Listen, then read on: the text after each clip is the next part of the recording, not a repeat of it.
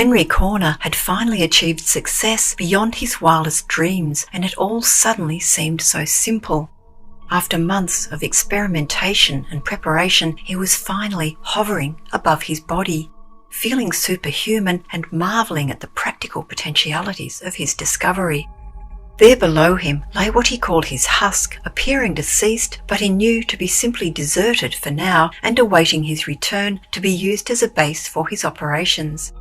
Henry was very happy to continue his warm and nurturing life and engaged to be married. Over the last 7 months, his scientific work had evolved from one of a detached and practical pathologist until a chance series of investigations had uncovered one clue which led to other work and this final success. As Henry hovered there in his quiet study above his husk, he started to mentally document his sensations and awarenesses. He felt his normal size and shape, but floating in, rather than air, a fluid of very thin consistency, like a goldfish in a bowl. When he looked at objects, even his own body, he was able to see through them with a bizarre 3D X-ray effect. He floated down and attempted to write at his desk, but found he had no power to do so. Momentarily glimpsing a picture of his fiancée Emily Trigot, Henry thought how proud she would be of him, now able to command 2 worlds. He soon had the idea of exploring, drifted to the door, but found himself unable to open it. He then realised that the windows were open and had little difficulty in floating through one of them. He had become an explorer in another dimension, at first with a fear of falling from his 2nd-floor laboratory window, as well as a fear of being seen by bypassers in the street, before realising that neither was going to happen. He was invisible and no bodily dangers could affect him. He was able to see not only stunning views, but also iridescent colours he had not known existed as he swam off his windowsill and into the ether. To his still nascent senses, he found the outside air made up of myriads of thread-like filaments through which he was able to float without disturbing them, while an endless stream of tiny sparks rhythmically crackled and buzzed around him. As he drifted away, he looked back at his house and realised that all around it were gathered other invisible figures like himself, but unlike him, they were the spirits of the departed. Suddenly aware of floating spirit figures on all sides of him, he soothed himself with the thought that this was a natural and logical phenomenon.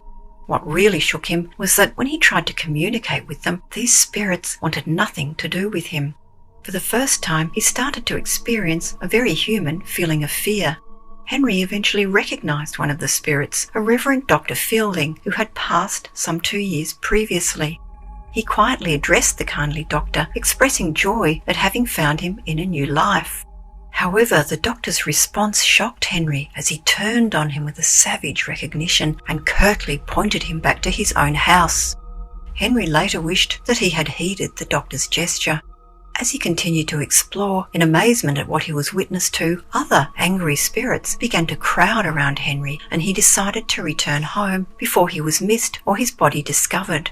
He realised that he was now 6 miles from home, and as night set in, he began to feel powerless and in peril. Evil faces flickered around him, growing in number. Exhausted, Henry finally reached home, but was shocked to see that someone had closed all the windows. As a novel astral traveller, he realised that he was unable to re-enter his home and therefore body. To add to his frantic terror, he could see that his body had been laid out as if in preparation for a burial.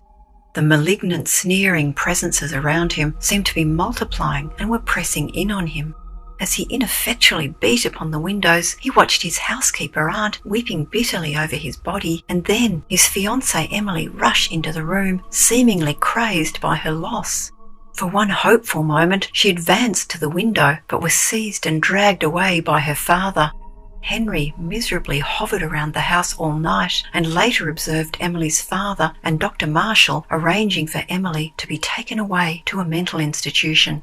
Henry's body was now placed in a heavily lidded coffin, and the doctor seemed to be orchestrating a hasty burial, probably to spare Emily further pain.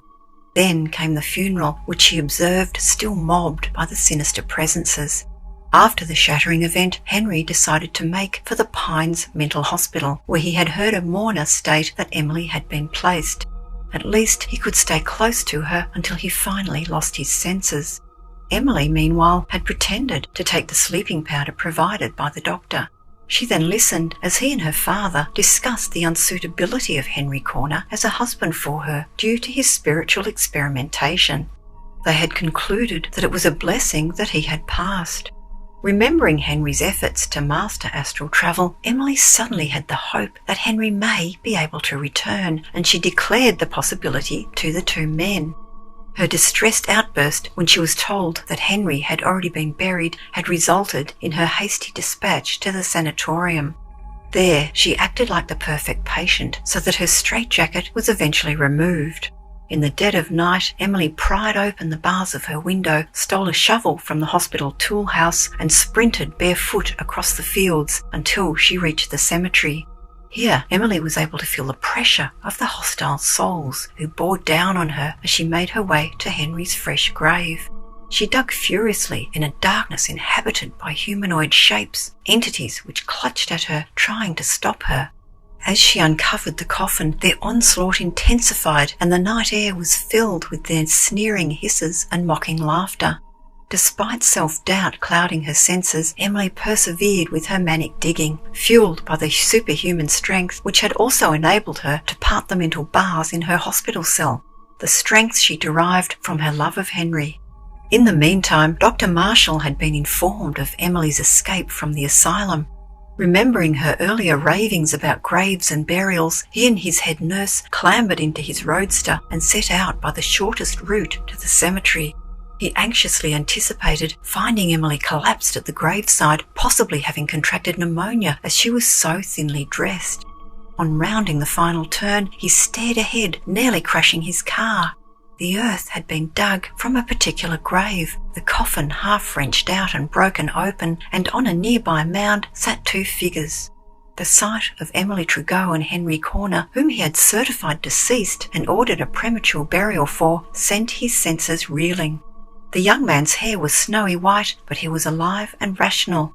Gasping and completely unnerved, Dr. Marshall watched as the reunited couple embraced. He was stupefied but ecstatic that Emily had acted on the call she believed she heard with the desperate courage of her love for Henry.